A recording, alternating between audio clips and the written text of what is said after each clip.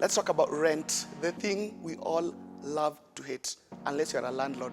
So how much should you be paying for rent? Hi, this is Stanley, your personal finance trainer, and today we're talking about that painful, that monthly wallet pain that you get, that painful thing called rent. How much are we spending on it?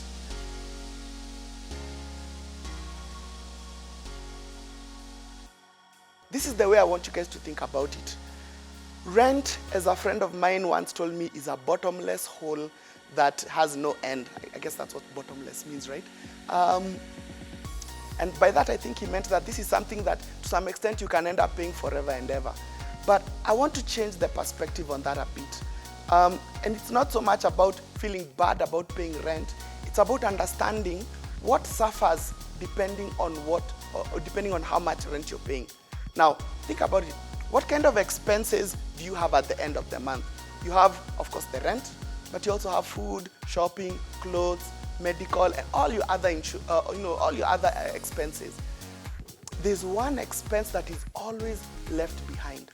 One expense always suffers at the end, and this expense is called saving and investing.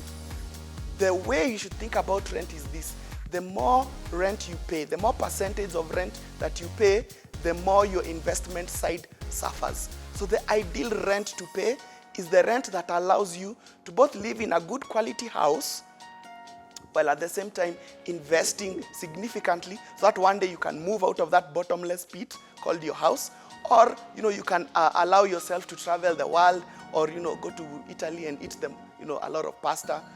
I'm suffering from a lot of that right now. Okay, but what am I trying to say? I'm trying to say that to some extent, it doesn't really matter how much percentage rent you pay. The question is always, what is the percentage of investment?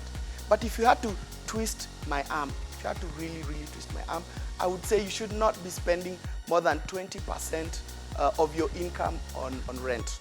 So some of you are already looking at me and asking, Kweni, what house do you want us to live in? This is the way to think about it. There's a difference between value and price. Value is what you get, but price is what you pay. Now, what does that mean from a housing perspective, from a renter's perspective? Basically, value for you means a good house, it's convenient, it's safe, it's close to your kids' school, it has water and so on. But that always means that you have a chance to find a good value house at a lower price. So I want you to be creative. Look for areas that are not yet explored. Look for places that you can actually find where a place, maybe if you're paying 20K for rent, can you get the same housing for about 15K? And that will give you a nice 5,000 to push towards your investment side, okay? Because the funny thing is, a lot of people think about saving rent, but they don't think about what they do with the saved rent. What did you do with that money? And I'm encouraging you to move it towards your investment side, buy some shares, put it towards a circle, buy some land, so that you can finally move out of that bottomless pit called your rental house. This is Stanley signing out. See you next time.